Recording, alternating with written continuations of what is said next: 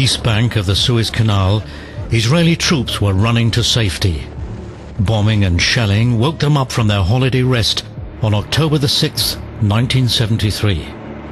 Absolutely unexpectedly, the Egyptians attacked during the midday hours. Almost without retaliation from the Israeli side, they used landing craft to transport tanks, trucks, cannons and soldiers across the canal. On their truck, Israelis had attached an image of their enemy, the Egyptian President Sadat.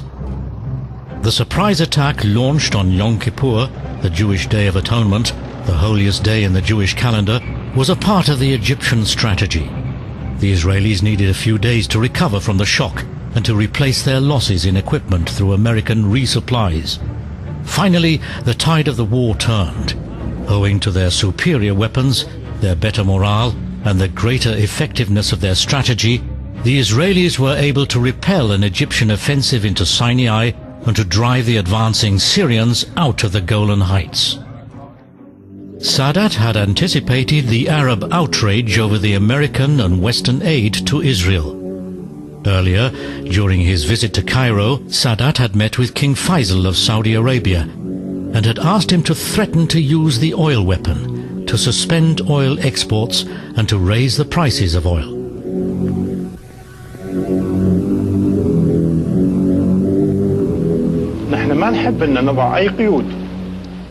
We do not wish to place any restrictions on our oil export to the United States, but as I mentioned, America's complete support of Zionism against the Arabs makes it extremely difficult for us to continue to supply the United States petroleum needs and to even maintain our friendly relations with the United States.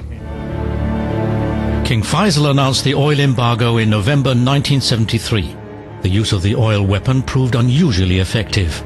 In the USA and in Europe, the embargo caused massive shortages of oil and gas, which led to a fourfold increase in the prices of oil. Also in Germany, car-free Sundays were implemented. The US Secretary of State, Henry Kissinger, was supposed to persuade King Faisal to lift the oil embargo. No, I had extremely high regard for King Faisal. He was one of the outstanding leaders in the Middle East at that period. He came, of course, from a different world than the one to which I was used. Not only he was an absolute king, and so technically the meetings took place with him and me sitting in the middle of a room, and our advisors looked like being half a kilometer away along the wall. I mean, that's exaggerated, of course. Kissinger was received with all honors. He had arrived on President Nixon's request. For reasons of domestic policy, the president wanted to reverse the high oil prices as quickly as possible. But once I was used to his particular way of approaching matters and his necessities, he was extraordinarily helpful.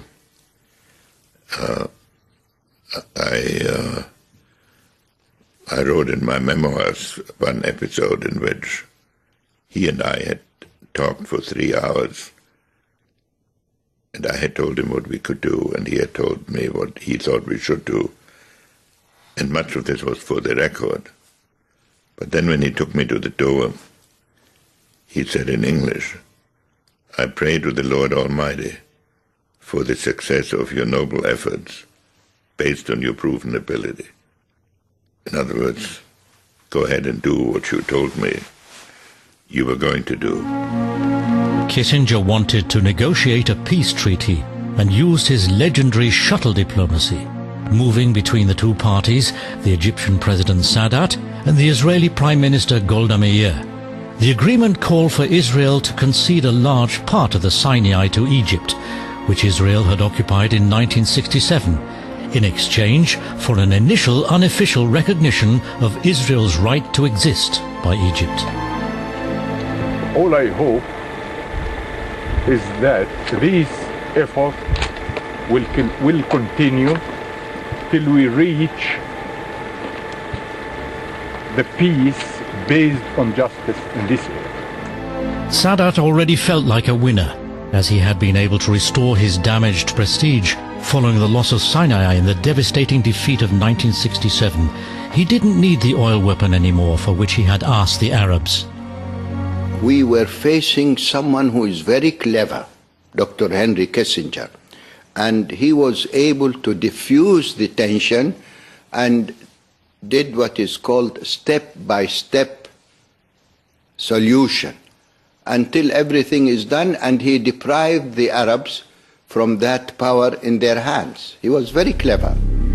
Kissinger's negotiations, which had been dragging on for weeks, displeased Nixon. He was in a hurry, and according to newly released 30-year-old declassified British Secret Service documents, was considering a military invasion of Saudi Arabia, Bahrain and Qatar in order to seize the oil fields in those countries. In the files which were made available to Prime Minister Heath, the British Secret Service reaches the following conclusion. We believe that the American preference would be for a rapid operation conducted by themselves to seize oil fields. We had people who were talking, in case of embargo, that the oil weapon would be used, and that the military force would be used. I don't think it ever reached the point of asking Britain to support such a thing.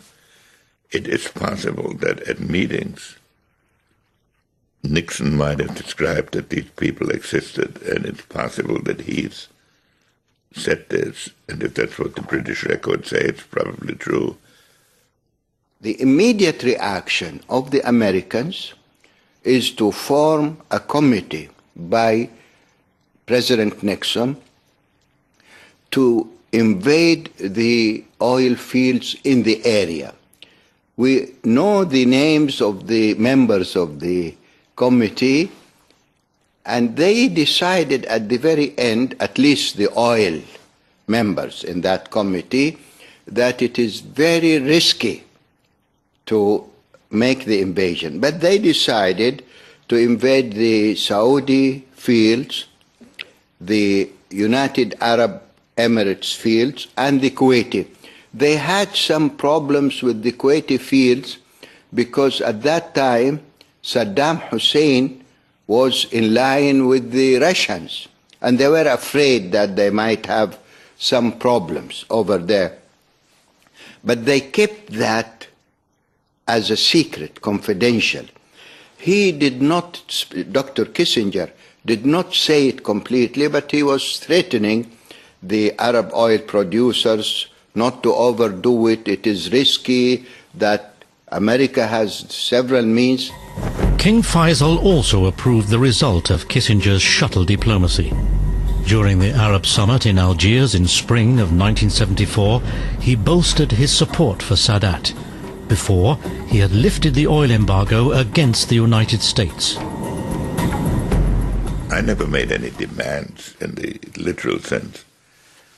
We wanted the oil embargo lifted. It was actually, in retrospect, a silly demand, because oil being fungible, we didn't need the oil from Saudi Arabia. We could buy it elsewhere, and then others could pick up the Saudi oil that we would normally have received. So I think we probably spent too much effort on getting the oil embargo lifted. Tehran also profited from the fourfold increase in world oil prices. All the same, the Shah reacted indignantly when asked in a personal letter by Nixon to reverse the high oil prices, considering their catastrophic impact on world economy. The Shah responded with moralizing self-righteousness. They will simply be obliged to tighten their belts. Eventually, all these children from well-off families, who have plenty to eat every meal, who have their own cars, and who sometimes behave like terrorists, and now and then even throw bombs, will have to revise their attitude towards these aspects of the modern industrial world. And they will have to work harder.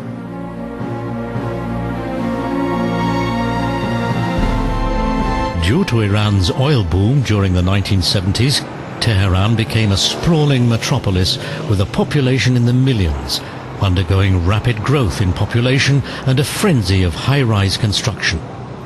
A hint of shabbiness and the old-fashioned, domestically manufactured automobiles have a faded charm that is reminiscent of Eastern European cities.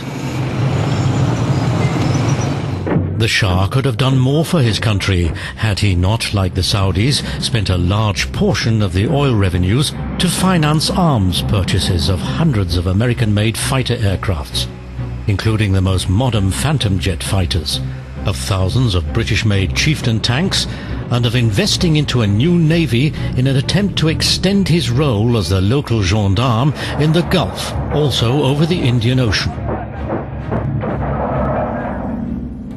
Saudi Arabia now became really rich. Even the people were able to share in the nation's oil blessing. The symbol of this was the Datsun pickup, the top-selling car at the time. It's cheaper to maintain a Datsun than to keep a camel, the saying went. The capital city, Riyadh, quickly developed into a boom town with wide streets adapted for the growing automobile traffic, modeled on a distinct American-style city, a Dallas in the desert. The image of Saudi Arabia was equal to that of a colorful and strong tree in a film made by the oil company Aramco. Workers posing in front of an oil tank. They're now regarded as a new social class, but they're not allowed to organize themselves. Free healthcare was provided to all Saudi Arabian citizens. However, only the large companies offer high-quality healthcare services. Because of the high unemployment, the oil industry can only employ a small number of workers. The state also pays unemployment support in specific cases. After the Yom Kippur War, King Faisal hesitatingly nationalizes the last Aramco shares of American stockholders. He thus follows the example of other oil-exporting countries in the region. To have the source of their wealth at their disposal was a long-coveted dream for the oil-producing countries in the Middle East. With mistrust, they followed the upswings and downswings in the prices of oil at New York's and Rotterdam's oil stock markets. For them it was a sign of dependency on the European colonial powers and the USA, as well as on their oil companies, the Seven Sisters, who dominated the market. Not until the early 60s of the last century were they able to break their power. The long period of growth in the Western world during the post-war era was coming to an end in the late 1950s. Suddenly, there was too much oil on the world market. The large oil corporations had to lower their prices, even the posted price, which guaranteed a specific percentage for the oil-producing countries. Additionally, the prices came under pressure from the Soviet Union. Showing an appetite for foreign currency, the Soviet Union had doubled its oil production between 1955 and 1960, owing to the opening up of new oil fields in Siberia, and thereby flooding the market with cheap oil. A 7% reduction of the posted prices for Mid-Eastern oil without any consultation especially outraged the government in Saudi Arabia. She found support in distant Venezuela. The idea for resistance, however, stemmed from a clever woman, Wanda Jablonski, a Czech oil journalist living in Cairo. She arranged a meeting in Cairo between the two most powerful oil ministers of the time, Abdullah Tariki from Riyadh, who wanted to expel the American oil companies from Saudi Arabia, and Juan Pablo Alfonso from Venezuela, who was not a friend of the Americans either, to convince them of the need for an organization of oil producers. Both acted quickly. In September 1960, Saudi Arabia, Venezuela, Kuwait, as well as Iran and Iraq agreed in Baghdad to found the Organization of Petroleum-Producing Countries. The main demands of the 5 founding member states, whose countries produced 80% of the entire crude oil exports, were co-determination on all decisions related to the price, fair and stable prices, as well as solidarity on the producer's part. Resolution by OPEC, it is to stabilize the price of oil, 1960. Later on, some OPEC member countries went up to their head and they pushed the price up because they can make more income, more revenues. The rising prices of oil had also gone to the Shah's head. He wanted more. Even from a skiing vacation in St. Moritz, he intervened in price negotiations with brusque demands. He believed that the Americans owed him, the advocate of their interests in the Gulf, higher prices. The Saudis were angered over the irksome rival. They wanted to observe the law of supply and demand. Nevertheless, they were also trying to slightly manipulate the market mechanism. Production quotas were supposed to cut short the supply in the interest of increasing prices. The Shah, like others too, did not observe the quotas. It went up to their head.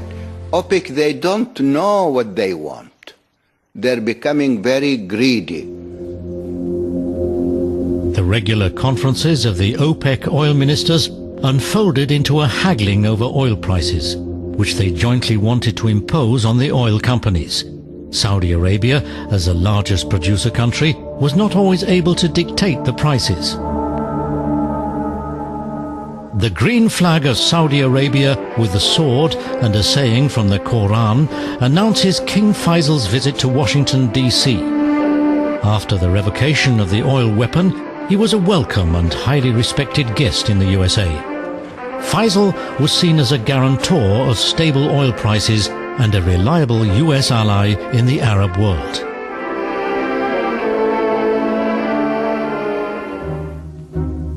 Shortly after his return from the United States, King Faisal was assassinated in his palace.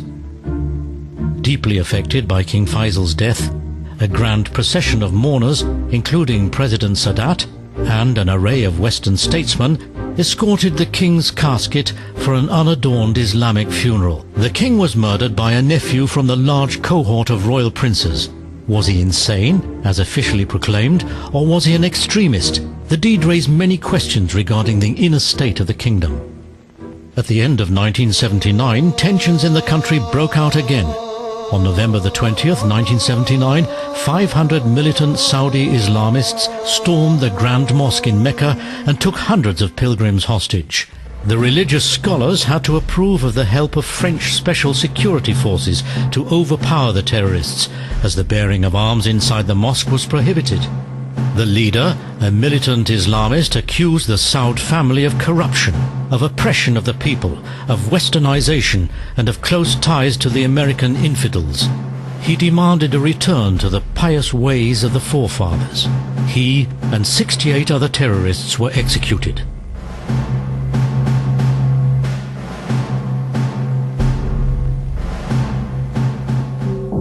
In spite of increasing religious tensions also in Iran, the Carters celebrated New Year's Eve in Tehran.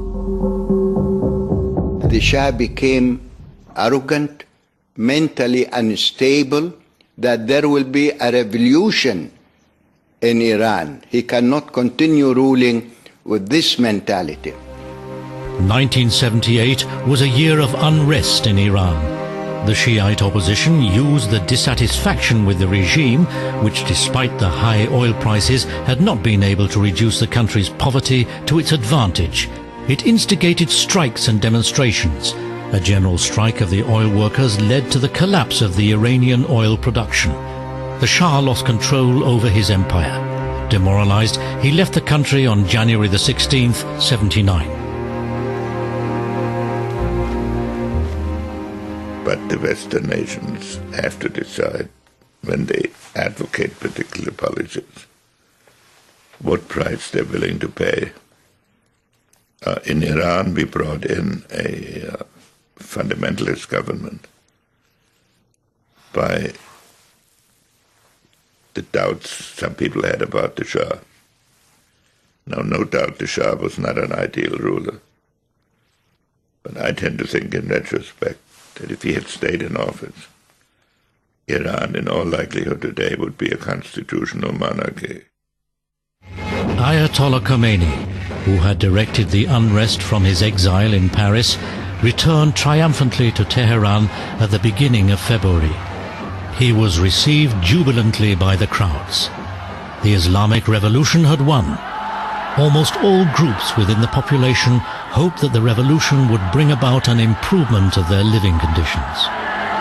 No, Khomeini wanted no democracy. He merely wanted a form of democracy that allowed him to exercise all power. I believe Khomeini harmed himself in being a despotic ruler. In Tehran, the new rulers opened a central prison of the Savak, the notorious and dreaded secret police of the Shah, for a tour by the international press. A mock demonstration of Savak's routine torture methods was given. Forms of torture included whipping on the soles of the feet, day-long standing at the wall, and the tearing out of fingernails.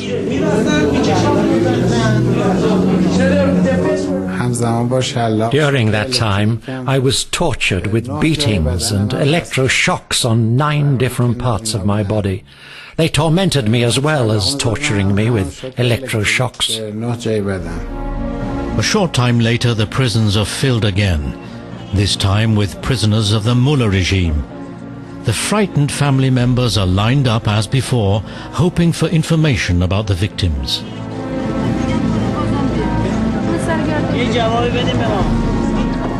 Lotfollah Maizami has been publishing a journal titled Perspectives for a few years now.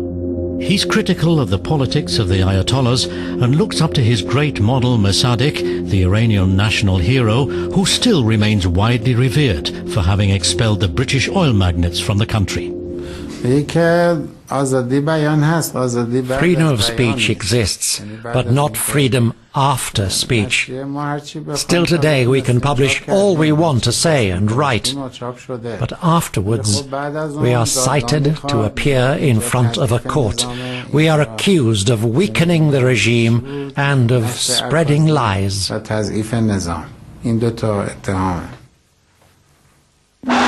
Despite disappointments with his Islamic theocracy, Khomeini remained popular. His leading executioner, Ayatollah Khalkhali, on the other hand, was hated.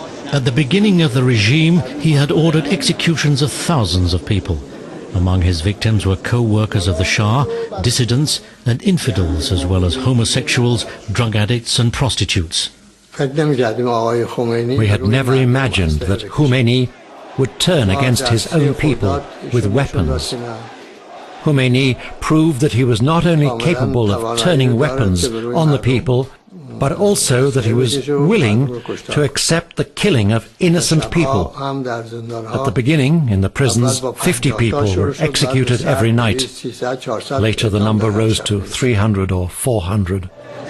On November the 4th, 1979, a group of militant university students stormed the American embassy in Tehran, taking 62 members of the embassy hostage. They were held prisoner for 444 days. Khomeini needed an enemy to justify his tyranny. None was more obvious for him than the great Satan, the USA, who had now even admitted the Shah for medical treatment of cancer. We called almost anyone we could think of. I personally called the foreign ministry, I called the prime minister's office, and that was a rather frustrating experience. I think it was the foreign ministry that I called, and I was talking to a secretary there, a woman, and I explained the situation, and I explained that if someone did not take decisive action quickly, there could be bloodshed, and that they would be responsible for the consequences. Well, before I could get any farther, she interrupted me. She asked me about the passports they had sent over for visas, and said, "Are those visas ready?" And I said, if you don't do anything, you can kiss your visas goodbye. There won't be any visas. The jubilant student crowd was able to continue the siege of the embassy unhindered. The police remained in the background. The crisis escalated. The Prime Minister's office was not very helpful. They first said, "Oh, we're sending some help over. Don't worry about anything." And when the help didn't come, and this was about 11 o'clock, 10:30, 11 o'clock in the morning, they said, well, we've decided this afternoon around 3 or 4 o'clock, we're going to have a meeting to talk about what to do. And it was very clear from that point on that we were on our own. Dressed as Uncle Sam, a larger-than-life Carter doll was dragged on a hangman's rope through the streets and was thrown into the dust. The USA felt that its interests in the Gulf were threatened, as Soviet troops were marching into Afghanistan at the same time. In January 1980, the already voted out-of-office president put forward the Carter Doctrine as a precautionary measure.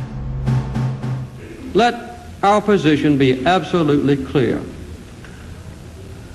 An attempt by any outside force to gain control of the Persian Gulf region will be regarded as an assault on the vital interests of the United States of America, and such an assault will be repelled by any means necessary, including military force. After their release on January the 20th, 1981, on the day of President Reagan's inauguration, the hostages returned to Washington, D.C. via Algiers. A happy John Limbert was among them. It may be, for all I know, but I've never seen any documents or anything proving that.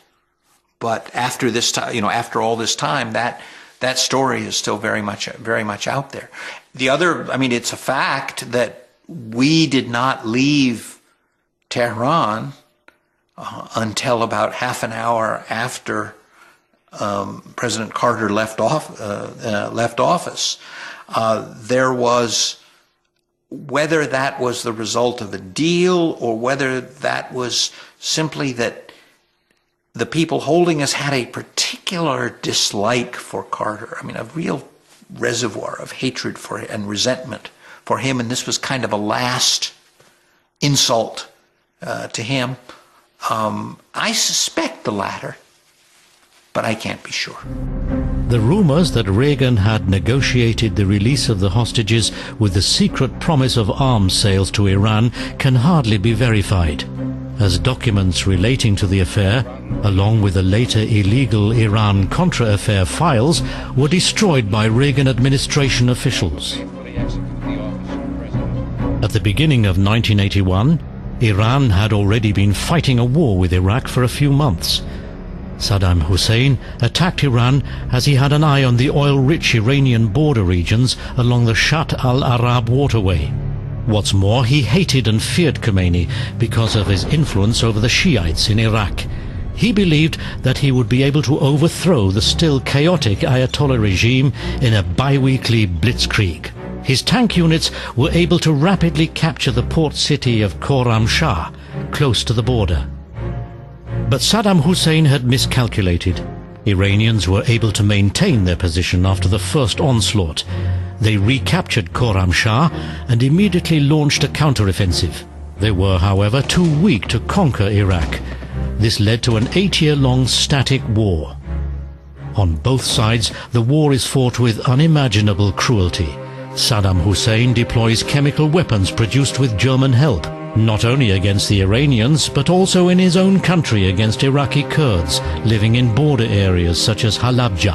Altogether, more than 200,000 Kurds were murdered under Saddam Hussein's regime. On the front, the Iraqis were not prepared for the surge of human beings from the Iranian side, for hundreds of thousands of Iranian soldiers. Many died as martyrs for Khomeini. Others were taken prisoner by the Iraqis. Among them were numerous children whom Khomeini had mobilized as a last reserve. Khomeini was determined to destroy Saddam Hussein and to carry the Islamic Revolution into Iraq. A miscalculation. After 8 years of war, both countries were left in ruins, and so much blood had been shed that they had to make peace.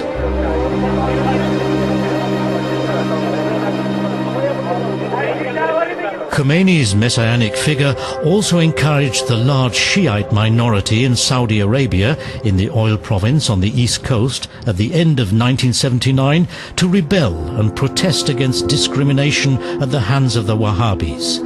The unrest was quelled with the use of force.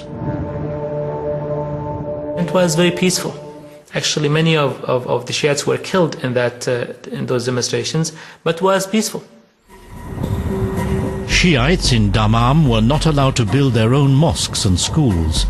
Aramco considered them unreliable and pro-Khomeini, and thus refused to employ them. Aramco is especially a high-security, closed society. Out of consideration for the oil fields and peace in the country, Riyadh in the end had no other choice than to gradually improve the living conditions of the Shiites. We used to be the majority employees in Aramco. So they said they were afraid those people might be loyal to another country, and they are the majority in Aramco, so it is dangerous. So they made a decision to stop employing them to reduce the percentage of the Shiites in Aramco. During the Iran-Iraq war, Tehran time and again stirred Shiite unrests, especially during the annual pilgrimages to Mecca. It did not recognize the Saudi dominance over the holy sites of Mecca and Medina. In July 1987, an especially high number of Iranian pilgrims took to the streets of Mecca, carrying Khomeini and anti-Saudi banners. The Saudi security forces acted brutally and ruthlessly towards the demonstrators. According to unofficial statements, 400 Iranians were killed. On both sides, there was also a political motive for their actions. Tehran was outraged over Riyadh's financial aid to its enemy, Saddam Hussein. Riyadh sided with Iraq because it was afraid of Iran's aspirations to supremacy in the Gulf. In Tehran, there were public mourning rallies. There, the former Iranian president, Rafsanjani, spoke of the royal family in Riyadh as an evil clique and of the Saudis as Wahhabi hooligans. But Saudi Arabia had no peace. In 1982, King Fahd ascended to the throne during difficult times.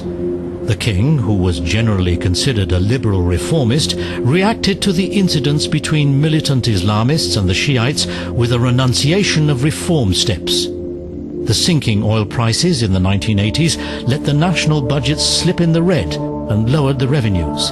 The wealthy royal dynasty was once again met with criticism by the Wahhabi clergy. The escape into foreign affairs could distract the agitators. The king financed the fighting of the Mujahideen in Afghanistan and the Saudi Islamic extremist participation in the jihad against the Soviet Union. The attempt of the Soviets to support the pro-communist regime in Kabul and to contain the advance of Islamic fundamentalism in order to prevent it from spreading to the Muslims in the south of Russia threatened to fail due to the inability of the invading army to cope with the guerrillas at the Hindu Kush. With the help of Saudi Arabia and the USA, the Mujahideen, who now had brand new weapons at their disposal, were able to inflict one defeat after another on the Russians.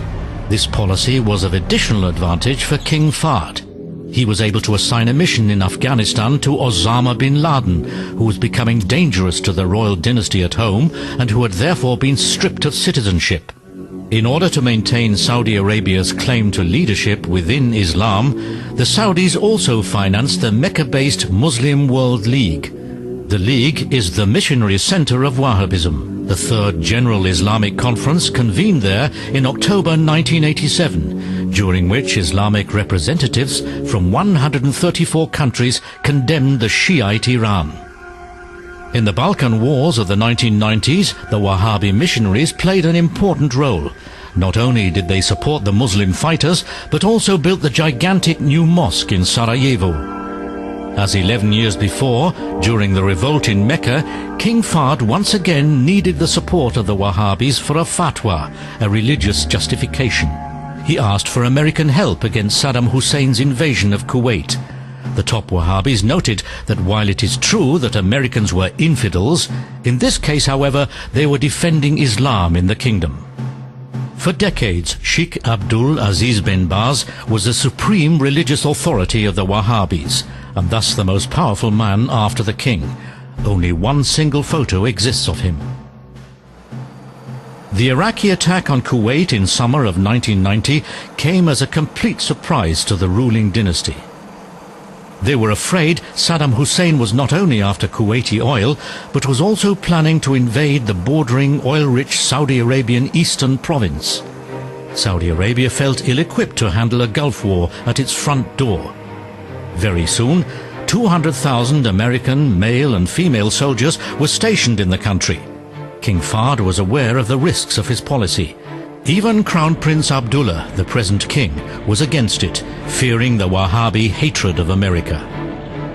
President Bush, however, was determined to thwart access to the Kuwaiti oil by the dictator in Baghdad.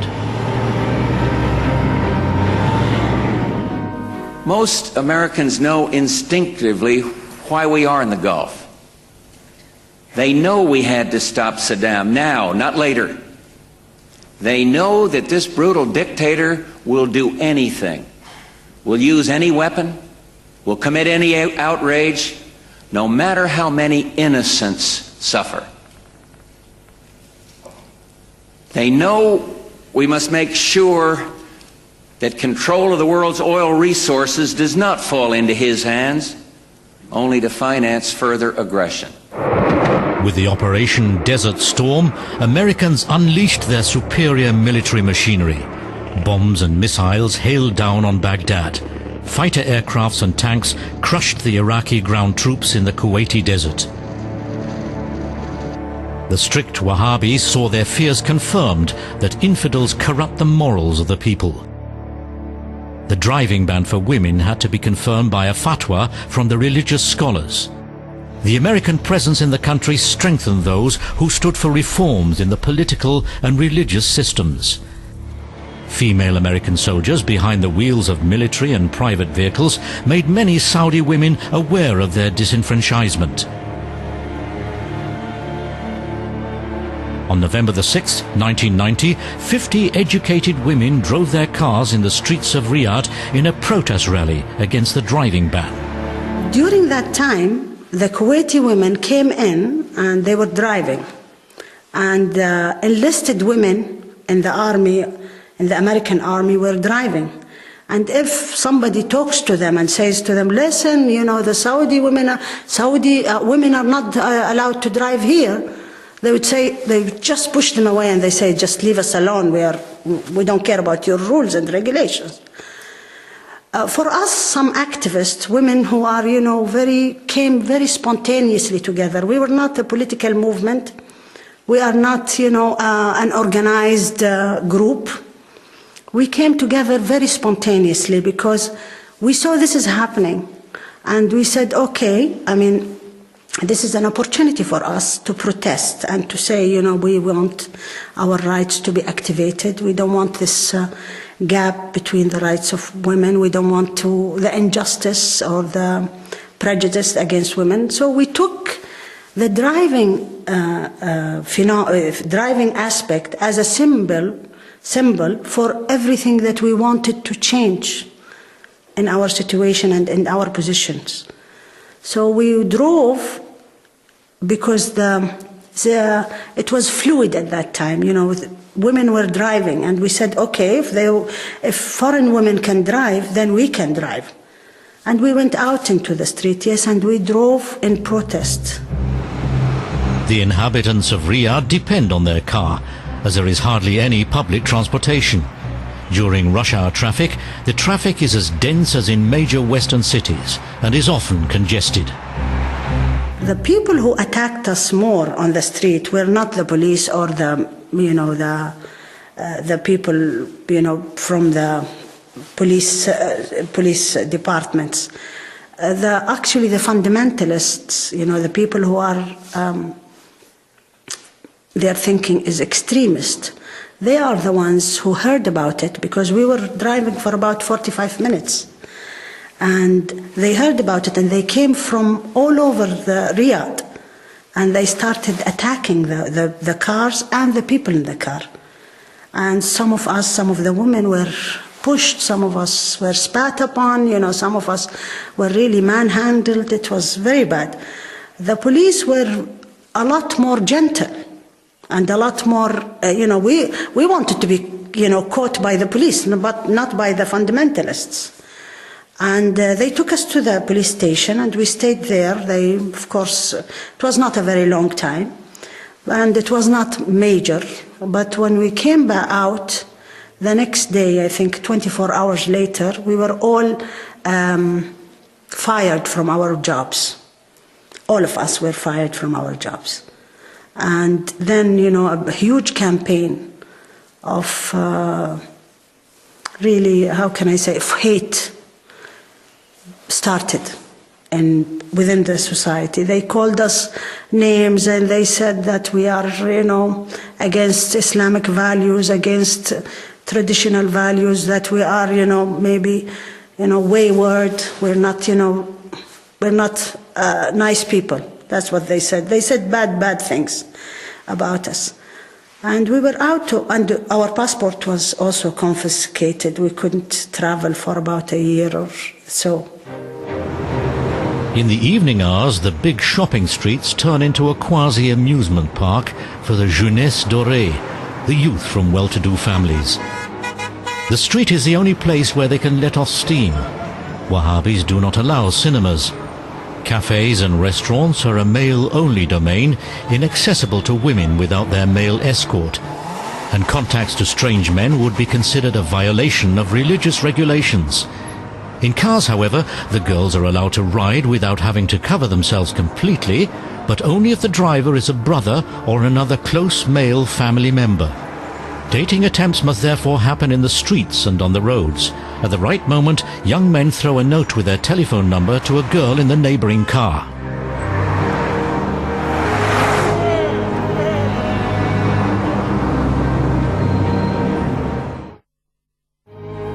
Saudi Arabia is an absolute monarchy. There is no parliament. Since the year 1993, however, there is a Shura Council, the King's Advisory Council. Its 150 members are appointed by the King and belong to the upper class. We need more time to convince people seeing women driving her car in Saudi cities. Well, when I introduced or initiated my proposal, it is just to have a full study whether the Saudi society will accept women driving cars, and we have to know what is the advantage and disadvantage of having women driving her cars. Is it good for a woman to drive her own car or to be driven with foreign drivers? We have almost maybe up to 1 million foreign drivers in Saudi Arabia. It's costing us a lot of money. In addition to that, it is those strangers or the new drivers came from outside. They came from a different cultural background, and they are dealing with the most precious we have, ladies, children, and we don't know. And we have, I myself, I think there is a social impact of these newcomers in our social life. Therefore, I proposed, let's make study and see. And we all what we could do in the Shura Council, just to send the result of that study to the king. And he is the only authority to say yes or no. Also to the city's elegant malls, the women have to be driven by a male family member or an employed chauffeur. They cannot simply take a taxi. Once at the mall, they can move around relatively freely, but are only served by men, even when shopping for underwear. They are, nevertheless, allowed to spend money for expensive Western luxury items on their own. It became a shock to the Saudi society. Ask people of social sciences, scientists, economists, politicians, policemen, religious people, to be together to make a study, and then let the study known to people, even those women who have some rejecting I don't know, they said 500 women, they wrote a petition to the king saying, well, no, we don't want the drive. Nobody will force anybody to do it. It happened a long time ago when we first introduced the women education in Saudi society, Saudi Arabia. Many people rejected the idea, but because it is right of women to learn.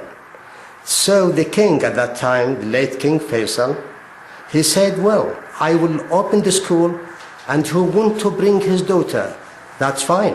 Who will not, who said no, that's fine again. So now I believe those who are rejecting the idea, nobody will force them to drive. But there are many Saudi women desperate for driving their cars for necessity, not for enjoyment or for anything, for necessity. We have today in Saudi newspaper, they said 400,000 Saudi divorced women. Who can help them if they can't help themselves? In the neighborhoods of Riyadh, there are, wrested from the desert, small parks and playgrounds, also for mothers and for children. But the eye of the law is never far away. The religious and the regular police work closely together. If they happen to observe something suspicious, like a Western-looking cameraman, they appear at once. It was not always like this. When I was a young woman, a young girl in school, I was being taught the same things that, that's being taught now to girls and boys. Some of them, not all of them. There is more emphasis now on the Islam and the religious education, but it didn't really affect me to make me more fundamental, and it did not affect me to become anti-West or globalization or anti-women. No. The whole society, the whole such culture was more open. And, the religious mutawwas in the street at that time when I was a child, they were of old men who are very gentle, and they go around just, for public safety, for public morals. And they, actually, when I used to play in the street and they are there, I would feel safe if they are there when I was a child. But as, things have actually changed and developed, the religious mutawwa'in, the religious police that are now, around, they go around, the markets and the streets for public morality, they've become very extremist. They're very young and they're very violent. They're young, they're not old people, they're really young people. And they have a violent culture in them, themselves. They have a violent psychology. So it's not the Islam. The police want to know if our team has a shooting permit. The escort from the Ministry of Information is able to convince the police that our cameraman is harmless, but he's also afraid. Fundamentalism came from a group of people who took fundamentalist ideas and used those fundamentalist ideas to protest against existing conditions. So in effect, they are politically motivated. They want to change the political situation. They want to change the social structure of the society. And they took the precepts that is there, and they said, look, Saudi Arabia is not Islamic, we need to be more Islamic, and they carried the idea forward. For 30 years they've been carrying it forward, and they're putting more stress, and they're putting more they're closing the ideology of Islam. They're making it more restrictive. The ideology is already taught in the schools. A high-ranking Wahhabi traditionally heads the Ministry of Education. Public schools are Quran schools with religious instruction as their primary focus. Boys and girls are separately prepared for their role in society. education about the world outside of Islam or the transmission of a more profession-oriented kind of knowledge hardly takes place. I would say that any man who is open-minded and who is concerned about the situation of women and who is actually fighting to restore her Islamic rights and to restore her position in society and to close the gender gap is a very, very exceptional man, because there are so many privileges given to the Saudi man here that it is almost inhuman to say to them, please give it up. You know, it's like a king, you know, being told, please give up your kingdom. The King Fahd University in Dammam is the Harvard of Saudi Arabia. It's modern and well endowed. The country's elite is educated here, especially in the subjects of petroleum engineering and industrial management. The students are carefully selected. It's a male-only university. Women have no role here. There is a gender gap in the educational system. The women are not allowed, for instance, to study engineering. They're not allowed to study, you know, certain parts of businesses. They're not supposed to go into geology, and they're not supposed to go into some of the professions that will actually make them work in the public arena. And for women not to be able to go to a major university like petroleum, you know, the King Fahd University in the Eastern Province, that's a big what do you call it, prejudice against women. The campus leaves a Western impression. Whoever studies here need not worry about their future. Here the unemployment, the students here don't face any problem in unemployment, because this university is the best. So the companies come to us. For many Saudis, life does not seem so rosy and optimistic. Not far away from the King Fahd University, the areas right and left of the main roads look abandoned and downtrodden for many kilometers. And even in the petroleum's capital city of Dammam, there are also poor quarters.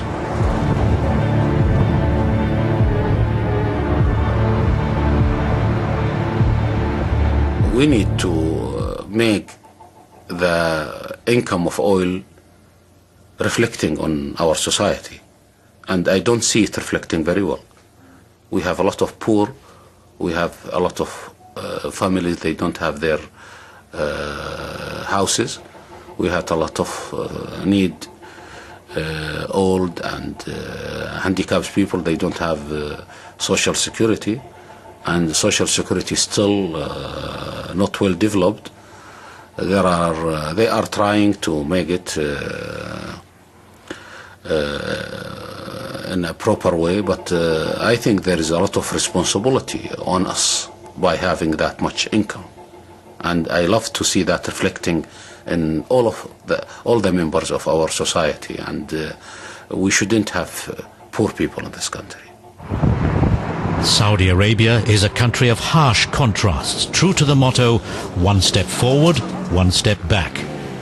This is nowhere more obvious than in the desert, which begins right behind the outskirts of Riyadh on a Friday, the Islamic holiday. On this day, many inhabitants are drawn outdoors for a picnic or for harmless entertainment, either for a camel ride as back in the days of the forefathers, or for tournaments in skillfulness with quads that can be rented everywhere, an especially popular activity with male adolescents. If only in passing, the prayer times are still observed, but the mosques are far away. The country appears torn between the past and the future. And the fight for oil continues at the same time next week.